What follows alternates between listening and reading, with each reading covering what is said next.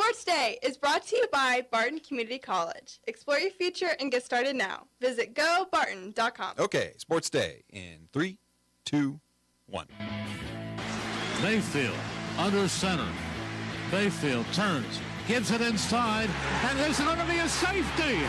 Rashad White was stacked for a safety. We're not a final product. We're not going to be playing our best football until we get going into the season. And so are we playing our best offensive football right now? No, but we shouldn't be. And all the teams are growing. No one's playing the best football that they should be playing right. 61 yards on the drive so far. The Bengals started at their own 25. They're down to the 14 of L.A., trailing by 3. Burrow gives to Mixon. Joe finds room up the middle. He runs into the end zone. Nice. Touchdown! Nice. Bengals! Feel good.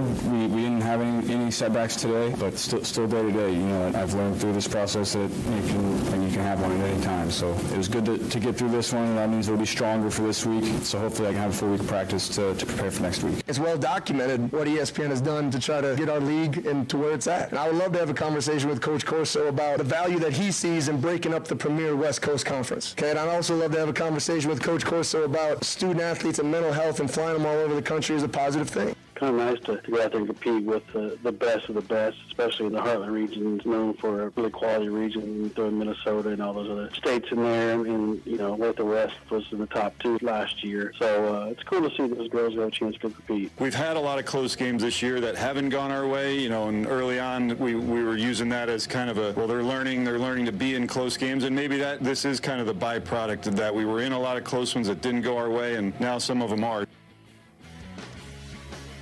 And welcome on into Sports Day today on 1590 KVGB and 95.5 FM. I am your host, filling in for Steve Webster. I'm Aaron Clark, sitting across from Mike Corson, Mike Hesher. How we doing today, fellas? Mike, we need to reenact that call in the NFL. So when we get to that cut, let's reenact it. Which call was that, The interjective one. Oh, my comment is nothing worse than a color guy who steps on his play-by-play man. I could shoot them all. I'll tell you what, the one we had yesterday, the Dolphins, was just as bad. At the end of the play, Dolphins play-by-play guy is trying to say touchdown Miami. His color guy goes, touchdown Dolphins. It's like, hey, color guy, that's not your job. Anyway, shut up. We can get into the finer points of sports broadcasting if we have a little bit more time later. Tell you we're a little bit fired up. Webby's not here to keep us riled in here. Got a great show coming to you this Tuesday, as it is going to use this opportunity to remind you that Sports Day is brought to you by Barton Community College. Train for a new career at Barton Community College in areas like carpentry, network security, or pharmacy tech. Learn more at gobarton.com. And today on the show, we're going to have the voice of the Cardinals, Cole Reif, who will preview the game Friday at Pratt. Heard some pretty top-tier media guys going to be making an appearance there. Also, Ellenwood volleyball coach Greg Maxwell going to be coming into the studio, bringing seniors Katie Bailey and Kaylee Rowan. Going to be sitting down to talk to them about the Eagles volleyball season with our very own Mike Corson. And then Corson goes on the prowl with Great Bend tennis coach Zach Bartle. Were you gonna do the prowl part? I thought you were gonna kick me, so I was ready, but I didn't want to. We can. And Mike Corson goes on the prowl with head Panther tennis coach Zach Bartle, as we will have that all come at you. But before all that, we will have our sounds of the past 24 hours. Starting it off, you heard the Eagles game, a safety there in the fourth quarter that would bring the game to 22-3. As the Eagles would go on to win 25-11. Nice statement game for the Eagles as they offense started to look a little more comfortable. Jalen Hurts, I believe, did end up throwing 2 interceptions in that contest, but looked good. We got to see the legendary Eagles double cheek shove out a couple times. Bucks a couple times almost stopped it, which if one team has a chance in the NFL, Vita Vea up front definitely gives you a good chance. Big defensive tackle. I was shocked I hadn't get to see much NFL this year. Didn't know the Bucks with my very own Baker Mayfield were 2-0. So disappointing they couldn't get the offense rolling last night. Then you also got to hear from Eagles head coach Nick Sirianni, who, you know, his team might not be playing their best offensive football right now, but he says it's only week 3. You're not really expecting that from your teams. I mean, I think is exactly right. It takes a little bit of time for an offense to get rolling, get a little bit on film to figure out what defensive identities are going to be this year. Yeah, Sean Payton's obviously using that mindset in Denver. Oh, well. Don't you think that they don't really do this? They don't play in the spring in the preseason games. This is the first month of the year. They kind of as their preseason games, right? And that's what we've heard from a lot of offensive coaches, especially. You don't have your starters out there, and so that first month of the season, not only are you trying to get your offense on the same page, you really don't quite know what defenses are throwing out. You have less than 4 weeks of film on a team. You don't have really anything on what a defense likes to do in critical areas or nothing of worth, like not a large sample size. Can't really get an idea of what they do in those critical areas, who they like to go to in certain situations. Until the season gets rolling. Which I suppose begs the question, why do they have preseason games? Oh, yeah, because it makes a lot of money. That's the keeps it rolling. We'll get back to that theme a little bit later, potentially, in our sounds of the past 24 hours. As you also got to hear in the Bengals game, as Cincinnati was able to get their first win of the season over the Los Angeles Rams as the Bengals won 19-16. Got here as Joe Mixon put in a 14-yard rushing touchdown in the third quarter. Bengals offense has struggled a little bit this year. I will say it was nice to see Jamar Chase get out there. He actually had not quite the explosive plays that we came to expect after that rookie year and the injury-riddled last year, but had quality yards, was able to make some tough plays after the catch, and Bengals pick up their first win. Once again, I pick up on some of the obscure things. So I'm watching, I'm like, this is weird. Bengals, red or orange and black, white and black end zone, and then of course they had their white helmets on. And then I looked in the crowd; they're all white, wearing white. So it's like it works in college. The Penn State whiteout is fantastic, but it's kind of cool. It's a different atmosphere. I'm like, why would they do that in the NFL? Oh, if they just tell the fans to wear a different color every week and sell those colors, cha-ching.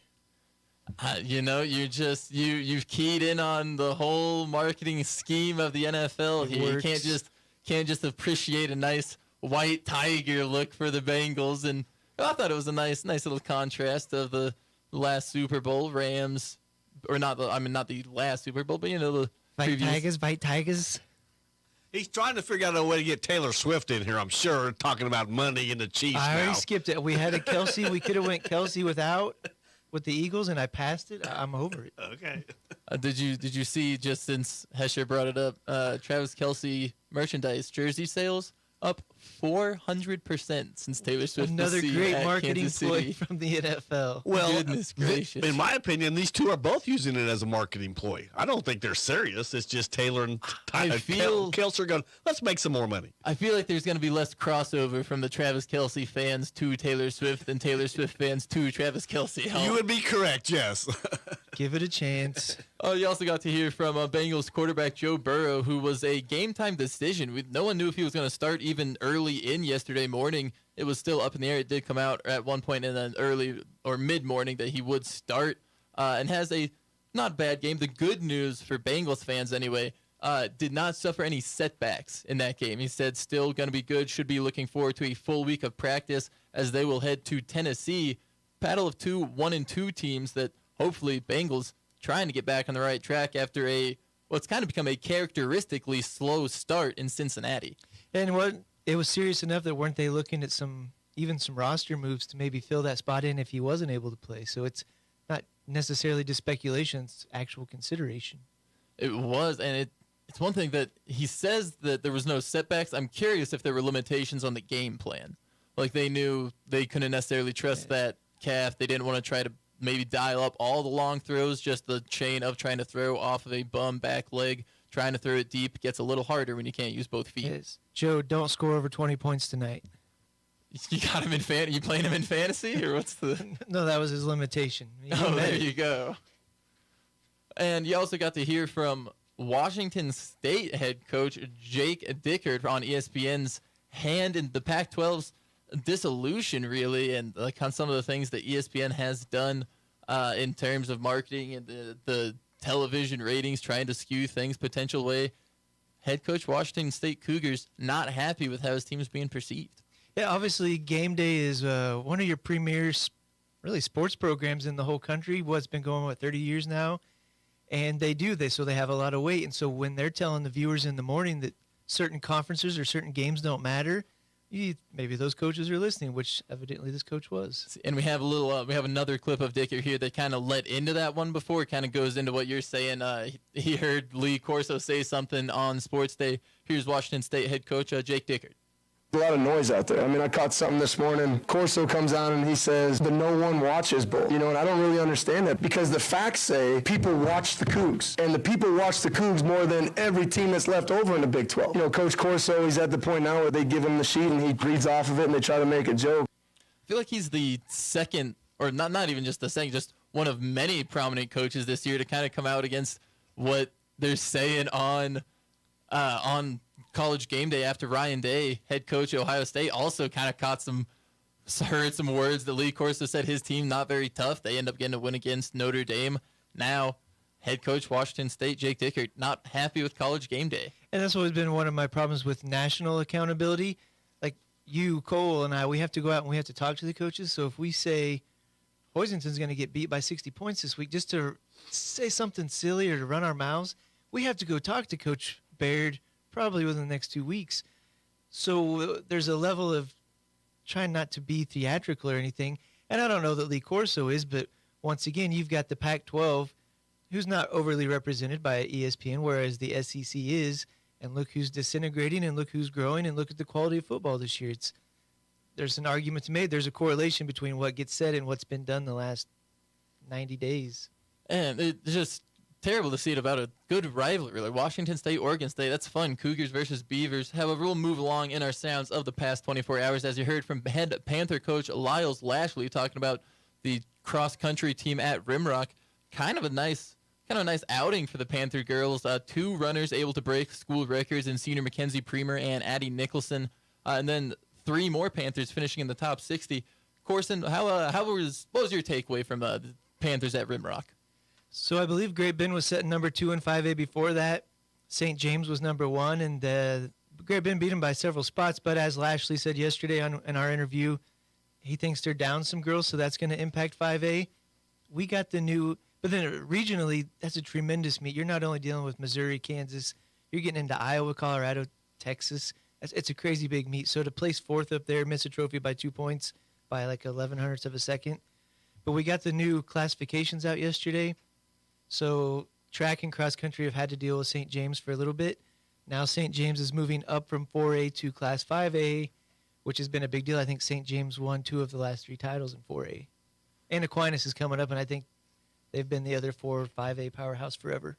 And speaking of that classification change, some of the schools moving into 5A next year for football could shake up the football landscape in 5A with teams like Baser, Linwood, St. James Academy, Blue Valley, and Blue Valley North, along with dreaded private school, like you mentioned, St. Thomas Aquinas. The unspeakable coach. Yeah, 4A has arguably been the toughest classification in terms of not being able to win it unless you're one of those schools. So now 5A is picking up 2 of those. 5A will lose Capon, but they've been kind of hit and miss. They got the great running back this year, but I definitely would not trade Capon for St. James and Aquinas. Not generally. And wrapping up our sounds of the past 24 hours, heard from Royals manager Matt Quattrero talking about how some of the early games his team got into this season might be paying dividends now. Resident baseball expert Mike Hesher, how do you think the Royals' early season struggles are now paying dividends for the young squad? As I mentioned, I think there is a core of 4 or 5 players that you can see coming up. The infield doesn't look too bad. They have no outfielders whatsoever, in my opinion. And when you lose that much, he's got to make you stronger. I think the pitching has to get better. As I told you earlier, they're only 2.5 games behind the Rockies to become the 3rd worst team in baseball, up from the 2nd team. So they have something to play for this last week. And they've bridged the gap between them and the Oakland Athletics now. Yeah, that's not even a concern right now. Royals got a good, I think it's about a 6-game, maybe only a 5-game lead over the Athletics for worst team in the major leagues. That's what we're fighting for in Kansas City this season. I believe I was thrown under the bus this morning on your chat this morning on AM radio. As optimistic as I want to be for next year, if you look at what happened in 14-15, that started in 12 and 13. James Shields comes in. Maxwell hits the walk-off grand slam, I think, the year before they go on the run. It would be really tough to bounce back from, what is it going to be, the worst season in Royals history to a playoff contender. They might not. They have a real chance to, if they nail my 56 and 106 prediction, they actually miss being the worst team in Royals history. So I still do say a lot of those losses were close or come from behinds from the other side, so it's not like they were getting routed every night, but you got to change the mindset. 13 and 14 were different. 13 was at least acceptable. This is terrible. This is more like 10 and 11 teams. So it's going. Yeah, you need the bridge in there. You got to have the bridge. Exactly. That's going to take some time usually. But is Sherman going to go out and spend some money in the offseason? On a stadium, but not. Well, I understand that because my thing is they have no outfielders. Well, that's what you got to worry about, whether they're worried about building a quality roster or whether they're worried about building a quality stadium. They haven't even finalized a deal yet. They were saying, we'll have it by they self-imposed a deadline of the end of September, and then since they self-imposed it, they can move it, and so that's what they did. They pushed it a little bit. We'll be expecting a new Royals home by the end of the year, I believe. But that will wrap up our sounds of the past 24 hours. Coming up next, we'll have voice of the Hoisington Cardinals, Cole Reif, as we'll preview Friday's game at Pratt. But first, we'd like to remind you that Sports Day is brought to you in part by Advanced Therapy and Sports Medicine. Get your life back, and by Marmies, or by the Marmie Auto Group on 10th Street in Great Bend. Community bankers should actually know your community. Hi, I'm Sean Powelson, president of your local Equity Bank. As someone who lives here, I know many of you, and I know what's important to you. I've been in the industry a long time, and I've helped many navigate through financial challenges and lead them to financial opportunities. I believe that people bank with people, so I'd like to invite you to stop by one of our region's 5 locations and meet our friendly, helpful staff. Let us show you our commitment to serving you and our communities. Because at Equity Bank, we're right here beside you. Member FDIC. When it comes to car maintenance, it's good to know a local guy that can get things done. The Eller family has been in the auto repair business in Great Bend forever. Greg Eller continues that long tradition of helping people. Eller Automotive Repair specializes in wheel alignments, oil changes, and general maintenance for all makes and models of cars and small trucks. Open 8 to 5 Monday through Thursday, 8 to 4 Fridays. Eller Automotive Repair at 915 Morton, right behind Great Bend Appliance, Furniture, and Sleep Source, 10th and Morton. Marmie Auto Group makes it happen. Central and Western Kansas. Check out our selection of new and pre-owned inventory. Marmie's friendly staff offers top quality service that you've gotten to know over the years. When your existing vehicle needs parts or service, our experienced team will get you back in the game this season. Marmie Chevrolet, GMC, Ford and Chrysler, Dodge, Jeep Ram, parts, service, and body shop. Visit Marmie Auto Group on 10th Street or marmies.net. Marmies make it happen. He's the voice of Hoisington High School football, the Barton County Cougars, and the king of the tweeter machine. It's Cole Reif on Sports Day on 1590 KVGB and 95.5 FM. And welcome back into Sports Day here on 1590 KVGB and 95.5 FM. I am Aaron Clark filling in for the absent Steve Webster today. Getting to sit down with voice of the Hoisington Cardinals, Cole Reif. Cole, got to watch a pretty nifty game on Friday against Southwestern Heights, to say the least. I expect you might have been home a little early.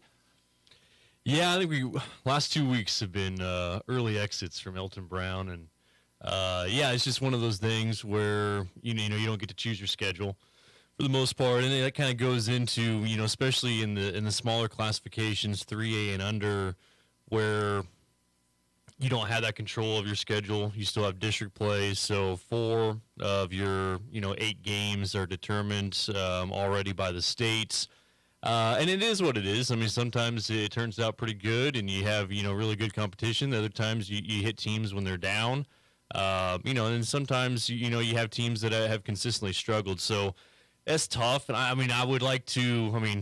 I don't know if you're going this direction, but I'm going to take it this way. I would like to see smaller classifications have that opportunity to have more control on what their schedule is going to be, and do it more similar to the upper classes, and just seed everybody 1 through 16 on the West, 1 through 16 on the East, based on your record, and have a say. Now, conference-wise, like for you covering Great Bend, it gets a little easier because you just have 4 WAC games, and then you can still, sprinkle in 4 other ones. In the Central Kansas League, I mean, there's 10 teams, so you're still going to have that issue. And for like Hoisington, you're always going to, depending on where districts land, you're always going to schedule Pratt, which comes up Friday. You're always going to have Larned. You want to continue those rivalries. In the past, they had a series with Nickerson. That's dropped off over the last few years. I would still like to see Heston and Halstead on the schedule. And then after that, I wouldn't mind like kind of a revolving door with like maybe Hillsboro, and then just the rest of them. You can, throw in Lions and Smoky Valley and all those teams and in and out. But yeah, I mean, it would be nice to have more control. I know Zach, he's head coach of Hoisington, has said, he wouldn't even mind, getting one of those sexy matchups, getting a non-conference game against like a Rossville or a Silver Lake, and having kind of an East versus West matchup, midway through the season, and maybe meet in Salina or, play in a game in Salina, something like that. So, maybe down the road that'll happen. We talked about, Scott City getting on the schedule next year in week 3. But, yeah, your schedule is what it is. And, those are 2 laughable games, I guess, the last 2 weeks for Hoisington. But here we go. This will be a fun one Friday night against Pratt. And that's what we can get into a little bit now. Pratt 2-2, but I think a deceptive 2-2. Played a very good Cheney squad last week. Obviously did lose 49-0 there. Also, their only other loss, 42-38 against Halstead. That's a close game, and then blowouts in the first 2 weeks of the season. Could be a little bit of a 4-0 team going against a 2-2 team. I don't think Hoisington's going to be looking at it quite that way. Yeah, I would agree. I mean, I think the head scratcher is the Halstead. I mean, losing the fashion, they were up by 24 points, and in the fashion that they lost that was the head scratcher. Losing to Cheney, watching that game, and I watched the YouTube stream of it, and then I watched, some of the huddle clips of it. I left watching that game, that Pratt-Cheney game, thinking like, man, Pratt's pretty good. And then you look at the scoreboard, and they're down, they lose 49-0. Cheney, I mean, and it's no, change. Cheney's been really good for a long time, but that Cheney team, loaded with athleticism, loaded with speed, decent size, like they're really, really good. I mean, that was one of the best, either 2A, they're 3A, but 2A, 3A team that I've seen in a while, which just goes to beg, because obviously they're in the same district with Andale. And I will say this, I'm not going to go out on a limb and say, hey, Cheney's going to have a chance to end Andale's streak by any means, but if Andale beats Cheney, which they probably will, and maybe they beat him in typical Andale fashion like a drum, Andale's out of this world if that happens, because Cheney's really, really good. I think there's going to be a lot of attention on the Andale Cheney game. Like you don't want to predict just because Andale is so good. They've been consistently good. They've got that program in a state of just constant top tier performance. But like you said, Cheney, that's a good squad. There's going to be a lot of focus on that game and those two teams match up. But Hoisington been having some quality offensive production, a little bit of a different style for the Cardinals this year as they've been able to sling the rock around a little bit. Can largely attribute that, I imagine, to senior quarterback Tony Moore. What have you seen from Moore on the season, just in terms of growth as a passer from last year to this year? He's a confident guy. I mean, you can see that confidence continue to grow and grow. And I think toward the end of last year and then this year coming out and just being efficient with his passes, completing at a high percentage and not going necessarily for the home run ball, because both Pratt and Hoisington over the years have been built the same, where they run, and they're going to pass them maybe 5 or 6 times. But when they do, it's going to go over the top. They're not running, 8-yard patterns. They're not running, slants or anything like that. I mean, they're going for the home run ball once they suck in that defense. Now, Hoisington doesn't necessarily have to do that. I mean, that's how they were styled in the past, where, when they did throw, it was big. Now it's not that case, and you might see Hoisington, throw it on a first down, throw it on a second down. So that variation has been a lot of fun to watch for Tony. And, just the fact that he has, maybe a more running back by committee, especially with the injury to Taryn Kraft, and, getting more guys involved. So a lot more Taylor Morales. Kyler Russell had a really good game, over 100 yards rushing on Friday night. So getting those guys more involved, it just kind of allows Tony to maybe not get singled out, because it would be pretty easy. Okay, hey, we got a game plan against Tony Moore. You do that, I mean, there's going to be other things that hurt you, because you're not going to completely stop his passing game. If you're going to single something out, I don't think that's going to be completely eliminated. Now, can you slow down? Sure. but I don't think you're going to completely stop it. So when you think about like what's the game plan against Hoisington, it's hard to single out just one guy. And so how much are they running off of play action? Because obviously Hoisington, you think about them, that dominant run game. In my head, play action just naturally plays off of that. Are you seeing a lot of that action, or is it this when they come out to throw, they tell you we're going to throw, try to stop it? Yeah, I mean, I would say maybe 50%, but I mean, a lot of it is, I mean, you're seeing, shotgun formation. You're seeing Tony come out of the gun, and they did that. They sprinkled it in last year, but now this year, I mean, I don't want to say it's heavy. They're going to stick with their flex, and that's going to be their base look. But yeah, I mean, they'll come out and gun. I mean, they'll have one running back, to either side of Tony, and then he can have that, kind of that RPO option. So yeah, it's been nice to watch just the variation and the things that they can do with Tony. And yeah, at the same time, hey, let's stick with what works. Okay, if you want to run him out, give him some, a little bit more space, give him some more options, cool. But at the same time, gaining, 7 or 8 yards on the fullback dive is still pretty cool. So we'll take that too. And so one of my favorite players for the Cardinals, big boy, Caden Hoffman up front, going to help with that 8-yard fullback dive. Yeah. What have you seen from Hoffman? Had some pretty high expectations for him coming into this season. Yeah, huge. We talked about before the season started, it was fun to watch Teddy because you feel like this is the year that he started getting really, really dominant. Like knowing in his head that I'm really good. And I think as a player, you have to have that. People might tell you you're really good. Maybe some coaches, at the next level are starting to look at you. But I think it's really clicked. I mean, if it didn't click before, I think it's really clicked for Hoffman, knowing that, okay, hey, I can be dominant. And you have to have that sort of cockiness, or just, confidence in yourself if you want to be a good player.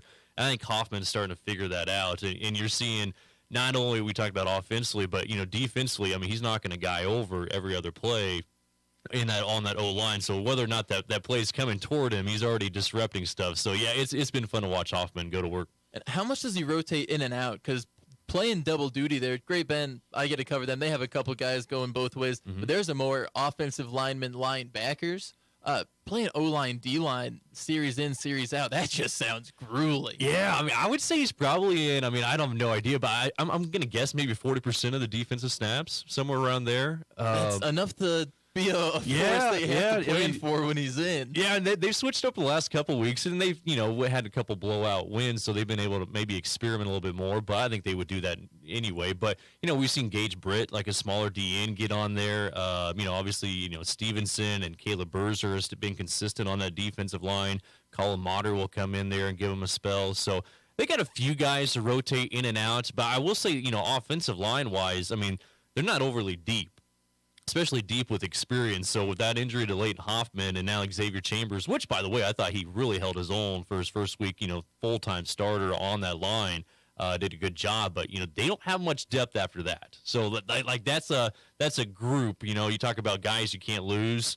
Taryn Kraft, that hurt. Tony Moore would be, at the top of that list. Caden Hoffman would be on the top of the list. But group-wise, that offensive line doesn't have a whole lot of wiggle room anymore if there's any more injuries. So, and especially when you run the style that Hoisington likes to, where you are such a ground and pound, that does put a lot of stress, a lot of wear and tear on your offensive line. Excited to see if Hoisington can't keep it up. It's Aaron Clarkson down with the voice of the Hoisington Cardinals, Cole Reif. So, Cole, Hoisington switched up a little bit on offense, started throwing it a little more.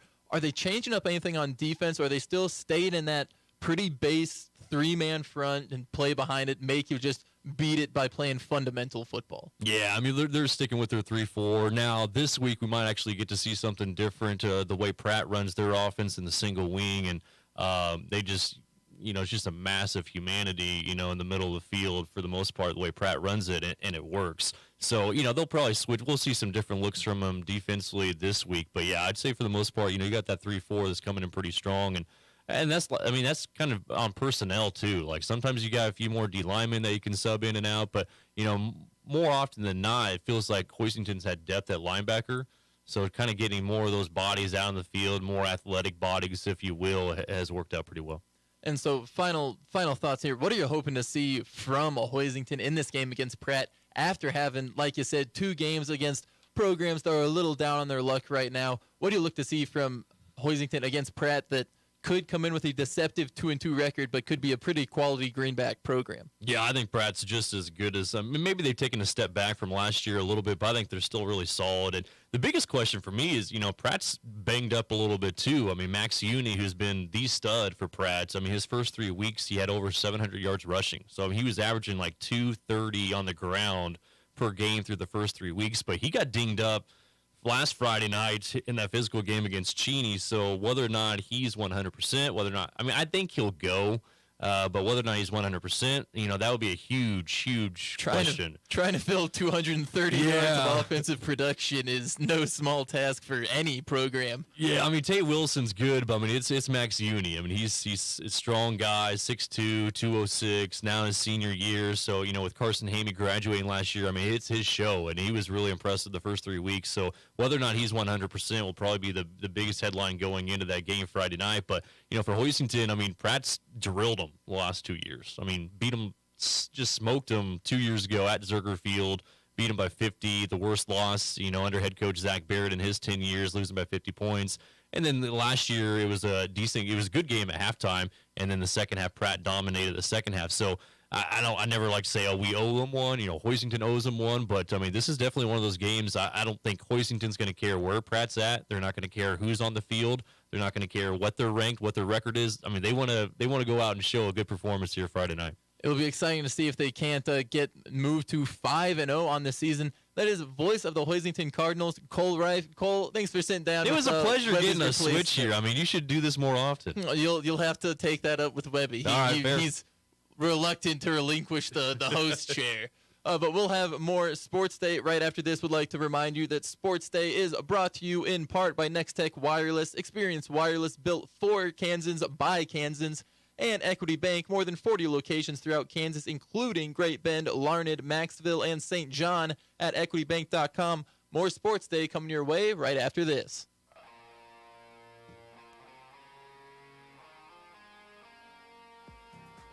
Venture Corporation is a homegrown company with almost 50 years of experience in asphalt, paving, and construction. And they need equipment operators, mechanics, and CDL drivers. Venture offers many benefits, including 401k and Blue Cross Blue Shield health insurance. Call Leslie for all the details. Work for a family-owned and family-oriented company that is here today and will be here in the future. Venture Corporation, South Highway 281, Great Bend, is an equal opportunity employer.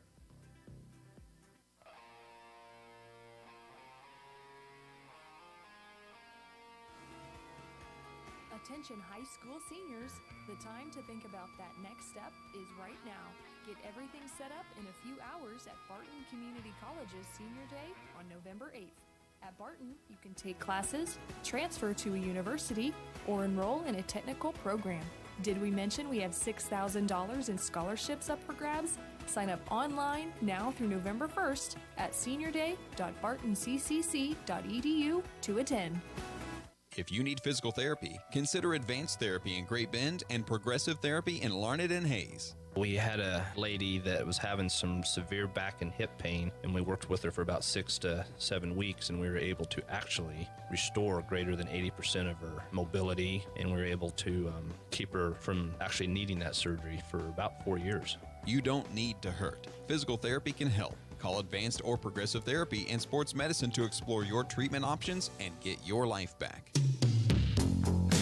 It's Sports Day on 1590 KVGB and 95.5 FM. Presented by Barton Community College and the Cougar Athletic Department.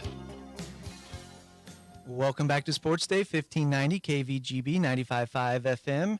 Mike Horson joined today by some special guests from Ellenwood. We've got members of the Lady Eagle volleyball team, seniors Katie Bailey and Kaylee Rowan, and Coach Greg Maxwell. Thanks for making the trip. Thank you for having us. Well, we'd like to have you. You've had a nice little run of success here, so we will get into that. And we'll start off just, you go sub-state finals last year against Smith Center team that eventually got second at state finals.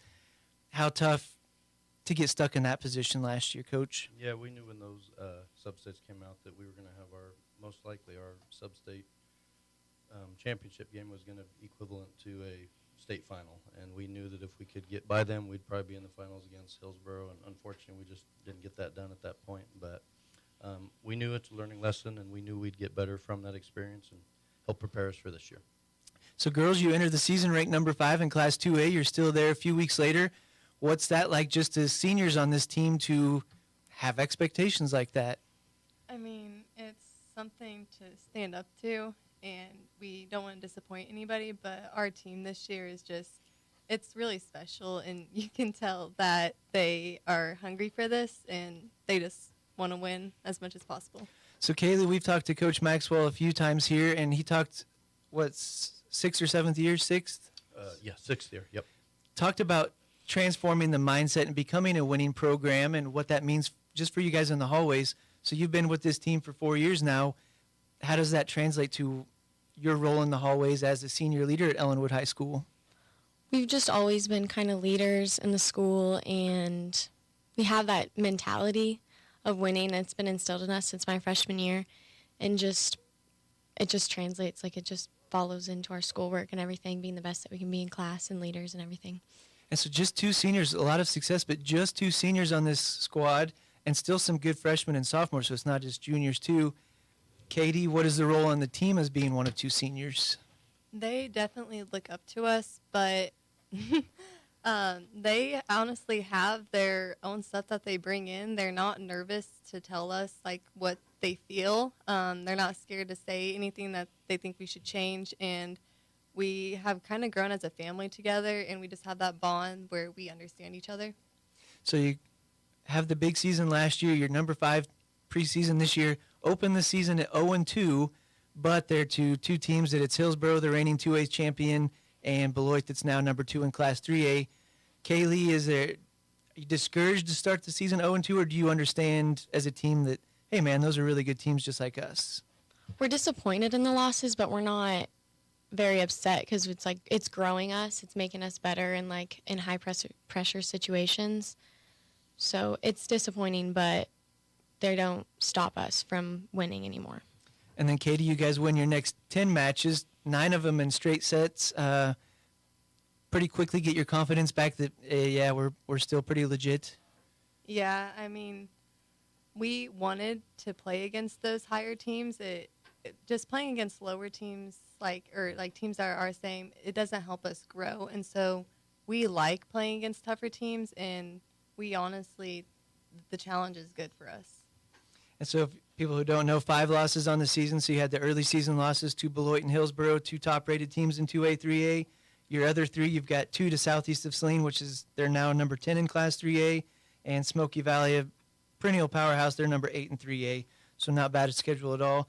Coach, for you on this one, you guys have been doing this without probably your premier name coming into the season, junior Kennedy Binky. Only got to play a few matches. What's her status into these final weeks? Yeah, she played through some pain in those first couple matches, and we realized she couldn't do that for a year, and it ended up being a pretty significant injury that she really would use some toughness to play through. But the day we found out she was going to be out over a month or so, we had a meeting, and we just it's clear as day for these girls. They're expected to win, and they want to win, and nothing changed. We knew that other girls would have to perform, and stats would have to be filled, and production would have to be continued, and that's happened. We're winning, we're growing, and ultimately we're hoping to get her back for postseason run, and if we do, we're better because of it, because these girls have all stepped it up. Our seniors had to kind of even increase their leadership because that was our only other upperclassman, and they've done a phenomenal job of that. And with that, if she comes back, we're just that much better. So we're excited about that possibility, but we look to win without her if we don't have her. So. Mike Corson, and we're in studio with Ellenwood volleyball coach Greg Maxwell and seniors Katie Bailey and Kaylee Rowan. Just getting into some statistics here, so talk about youth. Sophomores Kendall Moore and Reagan Widener, kind of your 1-2 punch on offense. Got a freshman, Olivia Batchman, that's 3rd on the team in kills. Katie, you're up there, I think, number 4 on the team in kills, and you're also one of the top blockers. Got a preference of which side of the ball you're working there? Blocking is definitely my favorite. The hitting side is I like to do that, but blocking is kind of just you have a certain confidence that comes like whenever you see them hitting, like you know that you're going to get the block, and it's just really rewarding to yourself. And we were talking before, you're about 5'7", 5'8". We've had some bigger girls in here. So what is the key to being a good blocker and not necessarily being the biggest girl on the court? We do lots of drills that help us gain our height, and then box jumps is probably my favorite thing that helps just get you up there. And it's honestly your mentality that is what makes you the better person and wanting to get that high. Going back to defense, Bennett Jacobs is a freshman leading the back row with 152 digs. Katie's up there with 100, Kaylee 88. I'm always fascinated with kind of the process of getting to that ball, setting it up for a good pass. So Kaylee, what's kind of your process there under Coach Maxwell of being an effective back row player? Just reading the ball, looking for overpasses, and then watching setter dumps, and just always being ready to play the ball. If you're not ready, you're not very good. You have to be ready all the time. So, Coach, how much of that is drills with? It's not only getting to the ball, but it's that first pass has got to be solid to set up the rest of the offense. Yeah, I learned this game from the back row forward. I learned it when the girls I started working with were very little, so I learned it there. We spend 30% of our practice on passing and ball handling drills every day. And it's actually something we've recognized some of our weaknesses were in blocking, and Katie has taken a huge step forward with that because we're emphasizing that in practice more. We're committing more time. But that has not changed our passing mentality. We spend ball handling drills, technique, fundamentals, and I expect them, and I talk to them daily about every time they play a ball, they need to get better. And it's not wasting a rep, not wasting an opportunity to get better, and they've embraced that. Kaylee has passed extremely well. Katie, with Kennedy out, stepped into a role she hasn't done before at a high level, at the varsity level, and has been excellent. So these two leading back there with Bennett as a freshman has been very rewarding, and we're very confident that we are going to put the ball in a location that our young setters can do something with, because we have two different setters. One is very mobile, and Olivia, she can get to every ball, but if we can give her a ball she doesn't have to work so hard on, we get a lot of great sets. And Kendall, if you get one to her, she's going to give us a ball we can hit. So they've done a phenomenal job. We've been very pleased with that. Couple more. We'll go to you on this one, Coach. Sub-states, I checked before you guys got here just to make sure you haven't been lumped in with the Smith Center. So what do you know about sub-states and anything you're looking forward to there? At this point, the classifications came out yesterday, so it didn't look to change things a whole lot. So we feel we could go northwest or east. We could go any direction. We try to, as our mentality in our program, is we don't get too concerned with where we're going to go. Our goal is to win a state title. So if we're going to win a state title, you got to be the best at some point during the season. And obviously there are easier paths to get to the state tournament, which you would prefer that, so you're not taking that risk, kind of like we did last year. But we're ready to play anyone wherever it ends up being, and we're anxious. That brings clarity to this season, a little bit of a vision that we know what it's going to take to get there. So we're excited. It's a fun time of year. Katie, it's been a couple of years, so Ellenwood had to play Smith Center in the sub-state finals last year. Went to state as a sophomore. How important as a senior to make it back there this year? It is, it will be unreal to get that feeling back again. I mean, stepping on that court, everybody there, it's crazy. You get the chills, and it's just an amazing feeling. And he always jokes about it because anytime he talks about it, we all just get this smile on our face. It's a cheesy smile. It is. They love it. It is, but just thinking about it, you get that smile on your face that you can't get rid of. How about you, Kaylee? Is it where was 2A? It's at Dodge City. Do you so it's been a couple of years, but playing at a venue like that, a little bit more wide open? It's so weird because there's so much space, and then there's the other court right there, and then there's so many people, but it's awesome. It's so cool just being in that environment, and it's so loud. It's yeah. So you guys are joining us on the road. Where are you headed today? We go to Nest City tonight. We have a try with Nest City and Lacrosse, two of our league opponents.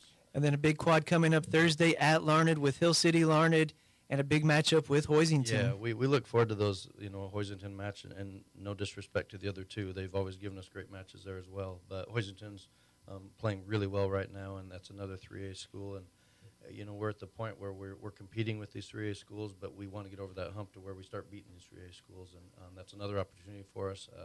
We know what they bring. They were phenomenal this summer when we played them. And they've had a nice little run here, so that we know what they're going to bring, and it's a great challenge for us. And win or lose, we get better. It's like the girl said earlier, we get better when we play the best, and it exposes weaknesses in us, and it also allows us to expand our play. Ellenwood volleyball coach Greg Maxwell, seniors Katie Bailey, Kaylee Rowan, thanks for making the trip over. Good luck this week. Thank you so much. Appreciate it. More Sports Day after this. From the Mayo Money Management Studios, 1590 KVGB Great Bend and 95.5 FM K238CK Hoisington.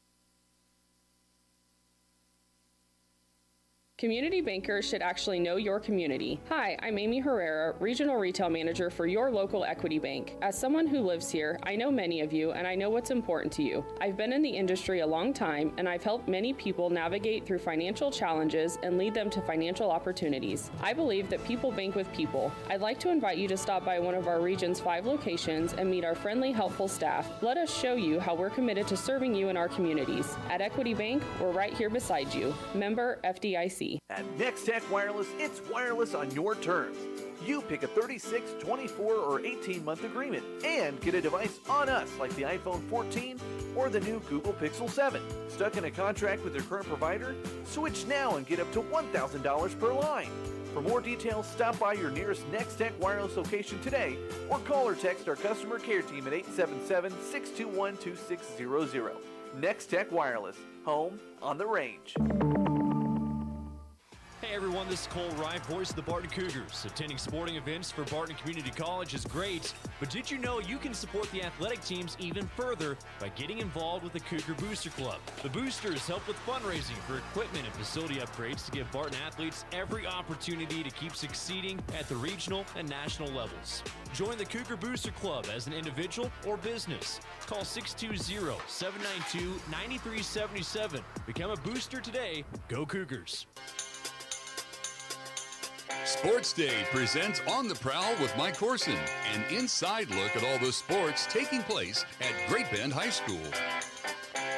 Welcome back to Sports Day, 1590 KVGB 95.5 FM. Mike Corson joined today by Panther tennis coach Zach Bartle. Busy week for you guys, and you guys are already coming up kind of close to the end. Yeah, it was a busy week, and yeah, both those things are right. We got a little break coming up, but last week we had 3 full-day meets in 5 days, so that took a lot out of the girls and me, I would say. We will go back to last Thursday. You've seen kind of the Central Kansas teams a whole lot, so you were in Salina, finished 6th place as a team. How tough to run into the McPhersons, the Salinas, week in, week out? Yeah, those teams are very solid. Anytime we can get a win or even like a competitive match against a McPherson or Salina Central particularly. South, we've had some wins against South this year, but Salina Central's pretty loaded. Their top 5 girls are really, really good. And then in Salina, you were able to mix it up a little bit. Is that just because of the number of tournaments the girls can play, where you had Clarice Snap and Paige Stacy going in singles action? Yeah, we have 1 extra varsity meet. So we have 9 varsity meets, and the girls are allowed to play 8 in a season.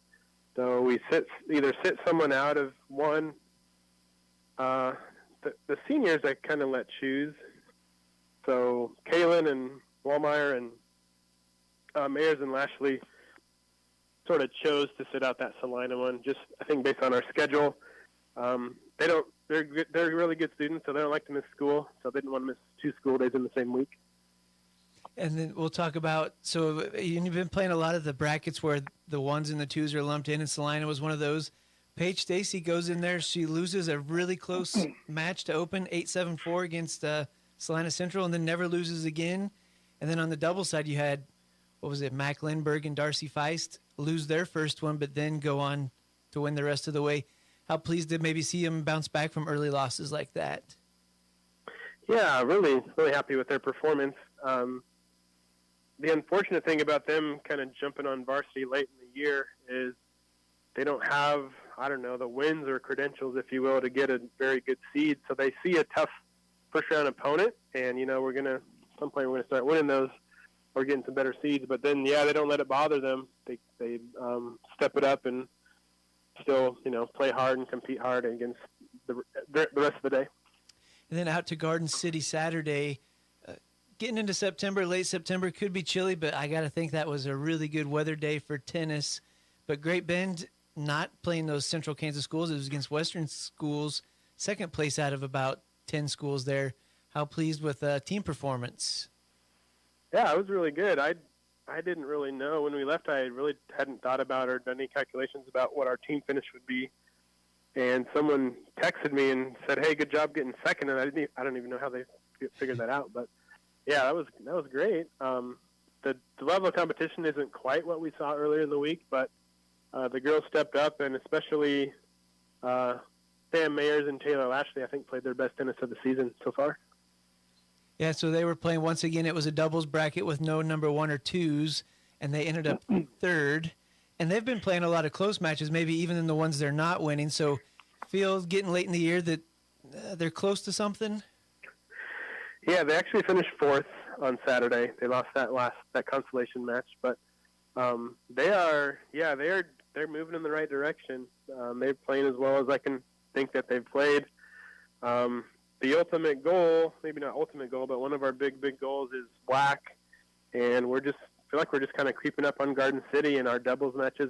We haven't knocked them off in doubles yet, but they're getting closer and closer, so they got to be looking over their shoulders at us, I think. And then Kaylin Wallmeyer's back in action in singles with Paige Stacy playing the other single spot. And we say maybe not the same level of competition, but what was it? Cimarron had a girl who finished 4th there that took the bracket, but otherwise maybe some tougher finishes on the single side than the doubles. Oh, I don't know. Yeah, I would say overall on Saturday the singles bracket was stronger than the doubles probably, with some of those players that you said. I thought Kaylin and Paige did pretty well. They were frustrated maybe a match or two, but Kaylin especially, her losses were both pretty quality losses. Paige was pretty upset she lost to a Dodge girl, but overall, yeah, the record's maybe not as great, but like you said, with the Salina, Paige was 3-1. Darren finished 9th, and she was 1-3 in Garden and finished 8th. So kind of depends how you look at it. Yeah. So a few days off here, like you said, coming back Monday, October 2nd, going back out to Garden City for Western Athletic Conference action. How do you feel the teams are setting as you get into these late season meets? Well, it's going to depend a whole lot how we play. I think, like I said, we're kind of inching up towards the Garden City and the doubles, and if we can play our best tennis of the year and knock off a couple of those opponents, we have a legitimate chance to win WAC. I mean, we're going to have to play probably our best, and I don't know, maybe get a little bit of help from another school, but I'm feeling really good about our chances. You know, if we kind of drop it down a level or something, we could finish middle of the pack, but I'm optimistic about WAC on Monday. All right, Coach Zach Bartle, thanks for joining us, and good luck Monday. Thanks, Mike. More Sports Day after this. Smart stays on the road. That's why it's in your engine. Cenex Maxtron synthetic diesel engine oils give you the smartest oil for the toughest conditions. These premium oils maintain 80% of their viscosity throughout the drain interval for superior engine performance across extreme temperatures. That horizon looks good with the competition behind you. Cenex Maxtron diesel engine oils. Oil that runs smart. Contact American Plains Co-op Fuel Department in Great Bend, your certified Cenex distributor today. Barton Community College helped me get a jump start on college with early college opportunities. With Barton's help, I earned my degree at the same time I graduated from high school. You can take classes on campus, online, and even at your high school with teachers you already know. With tuition rates starting at $50 per credit hour for select Kansas high school audiences and scholarship opportunities, it is easier than ever. Barton Community College helped me get one step closer to my dream, and it can help you too. Learn more at highschool.bartoncccc.edu.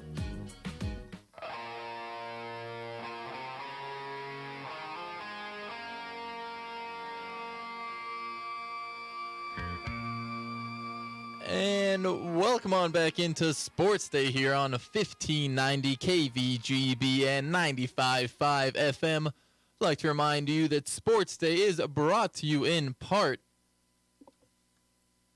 by Equity Bank. No ATM fees nationwide. Learn more at equitybank.com. As well as the Venture Corporation, reminding you to help a neighbor and shop local when you can. Nice show today. Got to hear from voice of the Cardinals, Cole Reif. You also had to hear from me during that interview, unfortunately. Then you got to hear Mike Corson take it over, talking to some Ellenwood volleyball players, seeming very excited for the season, excited to see how they can wrap up. Got a couple of tough stretches on the way, then wrapped it up with Panther tennis head coach Zach Bartle, as his girls were in action over the weekend in Garden City. Yeah, when we were rebooting the show for a second year this time, Mr. Hesher here had the great comment that really the joy is having the students in. And once it's always more fun. We've had some repeat who are great kids to talk to, but always a little bit more fun to have first-timers come in because they're scared. It's fun to see how they respond because they're used to having to make quick, instant reactions on the court or on the field, you know, but you put them in front of a microphone and all of a sudden you get to see a different side of them, see how they can talk. Excellent interview from the two young ladies from Ellenwood. Let's face it, you two are very intimidating when people walk in here, you know, so they're like, oh my gosh. You've seen Mike Corson, he's a pretty big guy. They'll spook anyone. And then we get the old men like Webby and I, and they don't care because we're like their grandfathers. That's the duality of man we got going on here. We got grandpas and scary young guys, I suppose. I was told this morning my severe weather coverage is very soothing. I said, yeah, you have to usually check my pulse to make sure I'm... So I imagine the interviews are kind of laid back in that same... I'm not sure severe weather being soothing is what you want, to be honest. You don't want to put them in a panic. You don't want to send the people into a panic. Well, put them to sleep? Speaking of some upcoming matchups, though, taking a look ahead to some of the Week 5 football matchups in the state. In 5A, Great Bend back at home this week as they'll host the Dodge City Red Demons, two teams at 2-2.